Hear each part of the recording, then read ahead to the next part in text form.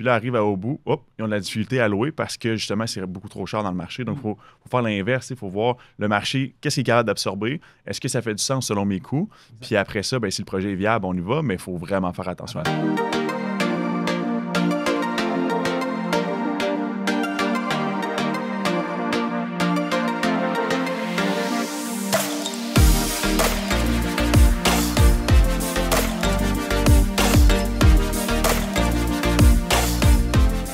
Salut Vince, ça va? Ça va bien, toi? Yes, ça faisait longtemps qu'on n'avait pas pris le temps de faire une vidéo ensemble. Ouais. En fait, la dernière fois, je pense que ça fait pas mal un an, je te dirais. Pas mal, je te dirais. Ouais. On était pas mal occupés dernièrement. Ouais.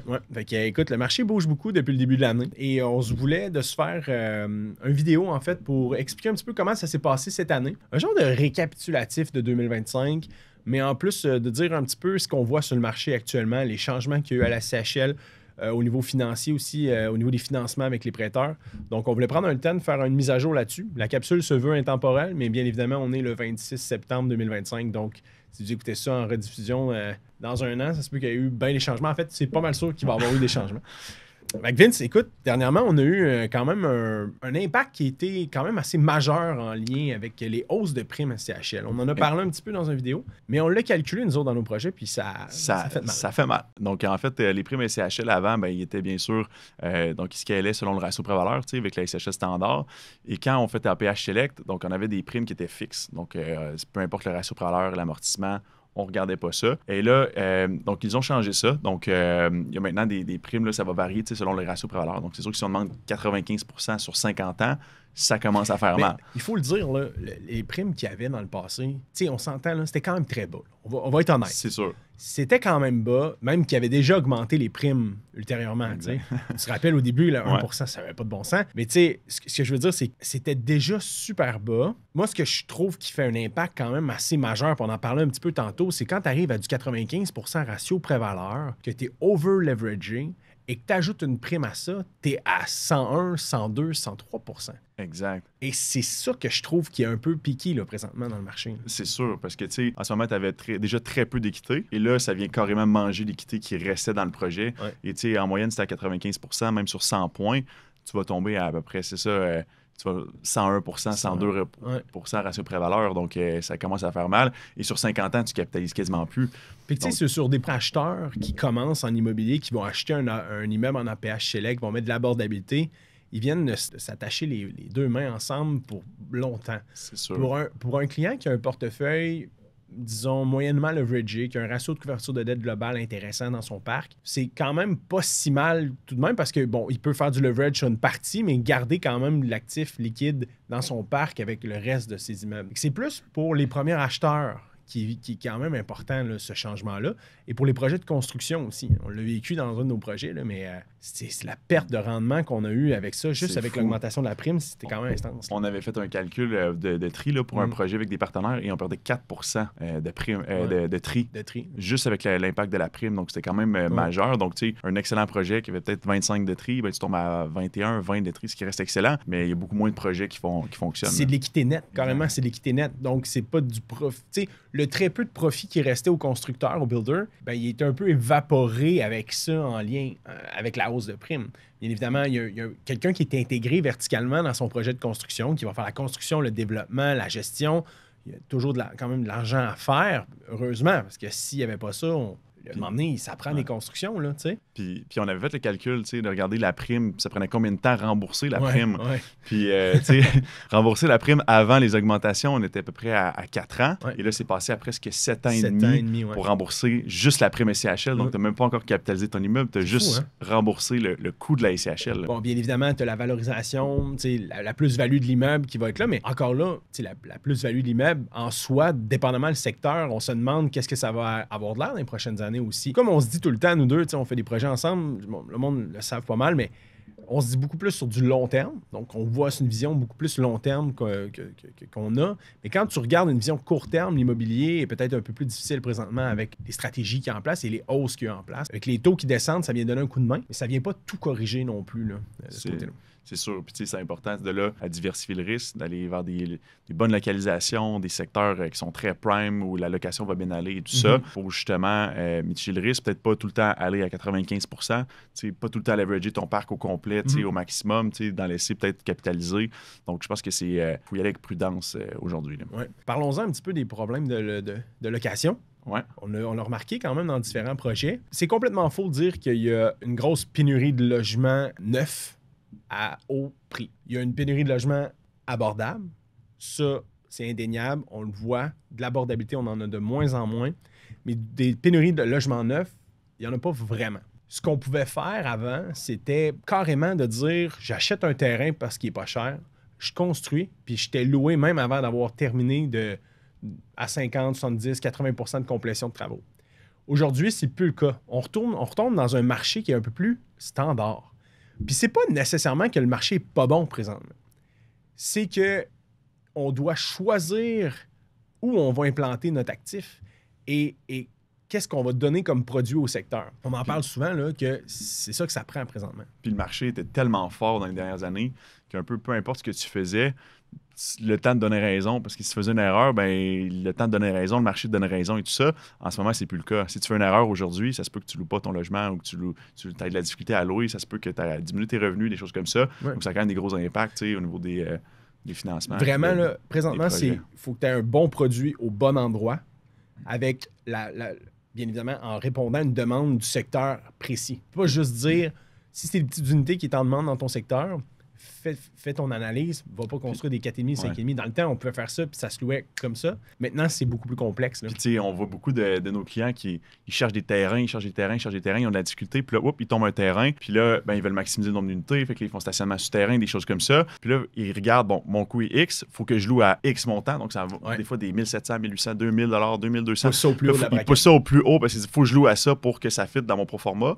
Donc là, ils partent le projet, puis là, arrivent au bout, ils ont de la difficulté à louer parce que justement, c'est beaucoup trop cher dans le marché. Donc, il faut faire l'inverse. Il faut voir le marché, qu'est-ce qu'il est capable d'absorber. Est-ce que ça fait du sens selon mes coûts? Puis après ça, ben, si le projet est viable, on y va, mais il faut vraiment faire attention. Avant de soumettre une demande, de toute façon, c'est tout le temps l'analyse qu'on fait avec les clients. Fait que, quand on voit des revenus qui sont beaucoup trop élevés avec les barèmes de PMML, on est capable de voir à l'interne le coût au pied carré locatif du secteur avec nos données. On va dire, écoute, by the way, ton prix au pied carré est beaucoup trop élevé dans ce secteur-là. Je comprends que tu veux ton stationnement souterrain, je comprends que tu veux construire, mais tu veux le louer aussi à la fin. Et ça m'amène à d'autres points. Il y en a qui ont des stratégies d'immeubles haut de gamme dans des secteurs où on devrait être plus dans le mid-gamme. Et l'inverse est aussi vrai. Donc, de faire du mid-gamme dans un secteur qui est capable d'absorber les haut de gamme, ça peut être bon, malgré que tu vas avoir quand même des problèmes peut-être potentiels avec la SCHL au niveau de la reconnaissance de tes loyers. Mais tu sais, je pense à un 24 logements avec stationnement intérieur dans un secteur où tu peux aller à 1,75, 1,80 du pied carré versus 2,50. C'est différent, là. Donc c'est ça. Fait qu'on voit ça quand même un petit peu présentement. Puis je pense qu'actuellement, dans le marché, ce qui est vraiment important, c'est de contrôler ses coûts. Ouais. Contrôler ton terrain, tes coûts. Il faut vraiment que tu maximises ça, que tu optimises tes plans pour être sûr de ne pas louer trop cher. Parce que si tu arrives à un coût qui est très élevé, il faut que tu loues très élevé dans le marché actuel, ben, tu vas peut-être avoir des difficultés. Préfères-tu, c'est pas prévu en fait, c'est pas prévu du tout, mais préfères-tu payer un terrain 40 000 la porte dans un secteur où tu sais que ta location va super bien aller puis que tu vas avoir un taux au pied carré plus élevé, ou t'aimes mieux payer 15 000 la porte puis dire j'ai eu un vol de terrain? T'sais. C'est sûr que j'aime mieux le payer plus cher. Exact. Fait que ça, les gens ne comprennent pas tant. T'sais, des fois, ils disent hey, on a vraiment un bon deal sur le terrain. Là, on crunch les chiffres, mais ton taux au pied carré est important dans ce coin-là. Fait que même si tu payes moins cher ton terrain, ton 2x4 que tu vas mettre là, il coûte le même prix que si tu le mets dans un secteur primaire. Puis c'est de bien connaître son secteur. Ouais. Parce qu'il y a des petites municipalités, des fois, les clients nous arrivent avec ça, mais ils connaissent leur secteur, puis ça se loue super bien. Il n'y a aucun problème parce qu'il y a un besoin de logement pour ce type de produit. Ils sont bien localisés dans le secteur direct. Puis il y en a d'autres qui arrivent, ils achètent un projet parce qu'ils cherchent des projets, puis ils ne connaissent pas la municipalité. Ils disent parfait, on va faire un projet là. Arrive à la fin, difficulté à louer parce qu'ils ne connaissent pas le marché, où il n'y a peut-être pas besoin de logement dans ce secteur-là. Là, ça arrive. Un autre point quand même important, puis qui s'est passé sous le radar, c'est le cautionnement d'exécution. Ouais. Cautionnement d'exécution, je pense qu'on va avoir un problème avec ça éventuellement. Présentement, on vous donne un peu le mot d'ordre, mais la SCHL, au moment où on se parle, exige le cautionnement pour la plupart des constructeurs en haut de 24 logements, à moins d'être un très, très gros constructeur qui fait beaucoup de multi à répétition ou qui a une notoriété installée avec la SCHL. Je vous dirais 90% des gens vont avoir besoin d'un cautionnement d'exécution. Chose que nous, on faisait waiver avant quand même la plupart du temps. Dernièrement, on a fait waiver pour l'année passée, un 230 logements où on a fait le waiver bonding, on a fait sauter le cautionnement. En dessous de 24 logements, c'est moins exigé. En fait, souvent, on peut le faire sauter. Mais ce cautionnement-là est quand même ça a un frein, impact. Là. Exact. Ouais. Ça a un impact au niveau des coûts puis au niveau du nombre de projets que le constructeur peut faire. Exact.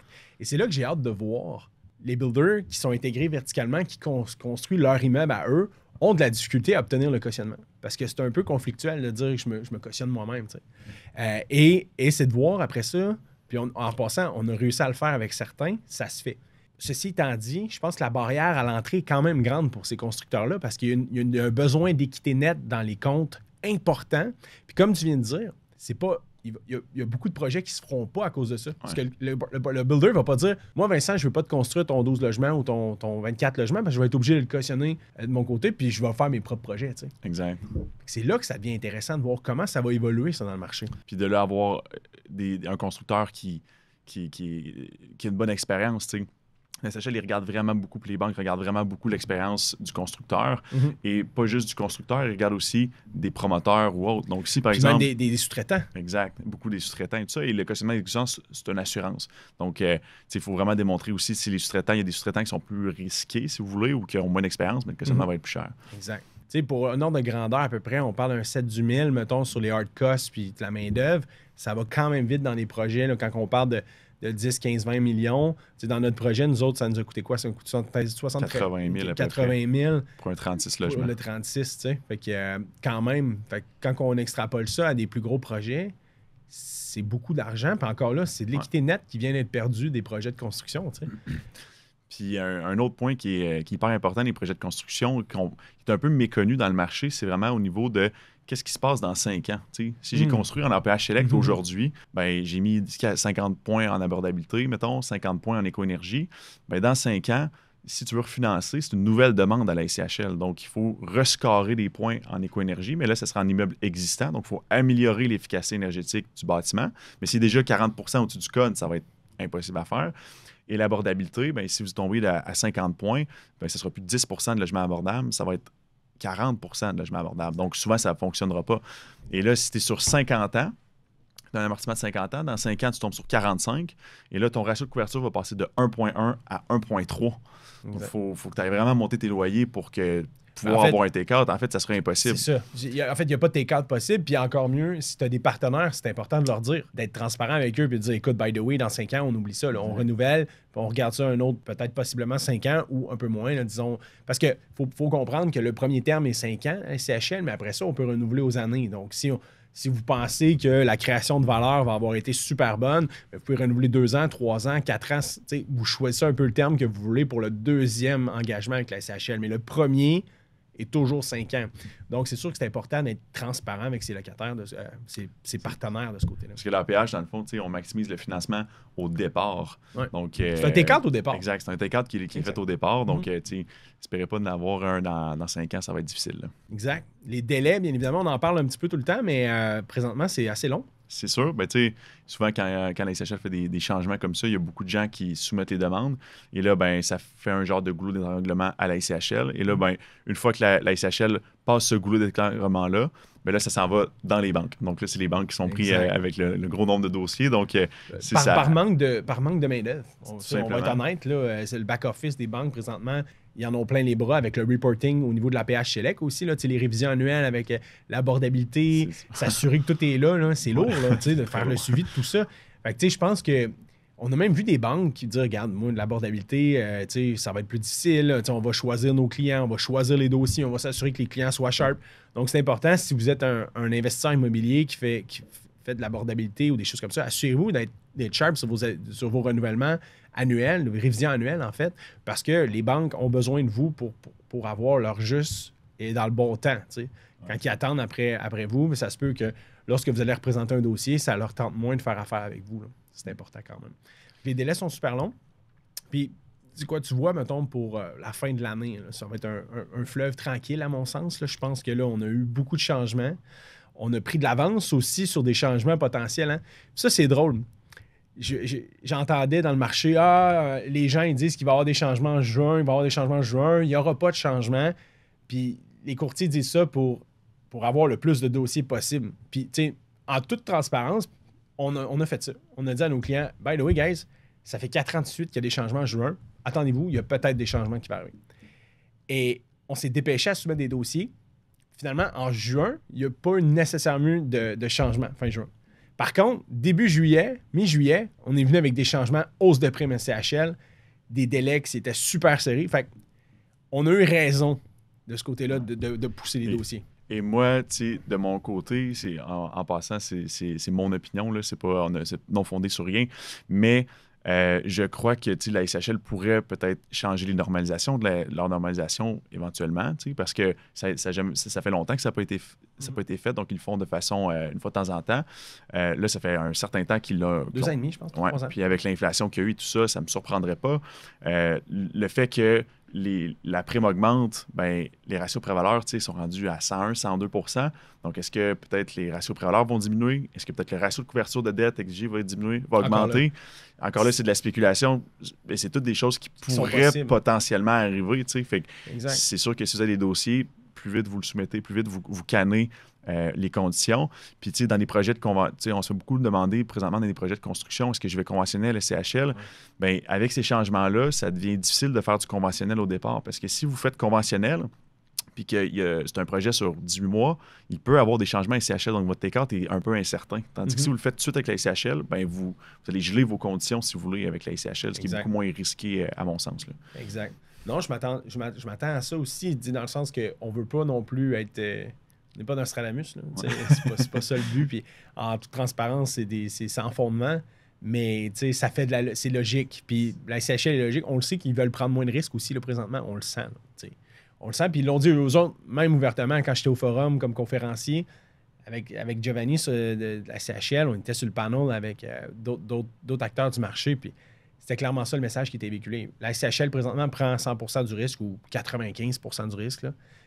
Et on veut prendre moins de risques. On veut prendre moins les dossiers. Puis faites du conventionnel, allez ailleurs, dans le sens build, puis après ça, viens nous voir pour ton prêt à l'achèvement. C'est le message qui a été véhiculé au sommet de l'immobilier. Si vous n'étiez pas là, ben, je vous donne l'info. Mais c'est quand même logique de penser qu'il y a peut-être mitiger les risques en lien à ça, surtout avec des ratios pré-valeurs à 102 %. Ça commence, c'est ça. Exact. Mais ça complète pas mal ce qu'on voulait parler. Donc, si vous avez apprécié, je vous invite à partager la vidéo, liker. N'hésitez pas à nous appeler aussi non plus. Ça va nous faire plaisir de discuter de votre projet, que ce soit de la construction, multilogement, commercial, industriel. On est une équipe complète, en fait. On fait un peu de tout à l'interne. Donc, n'hésitez pas. Puis, à une prochaine capsule.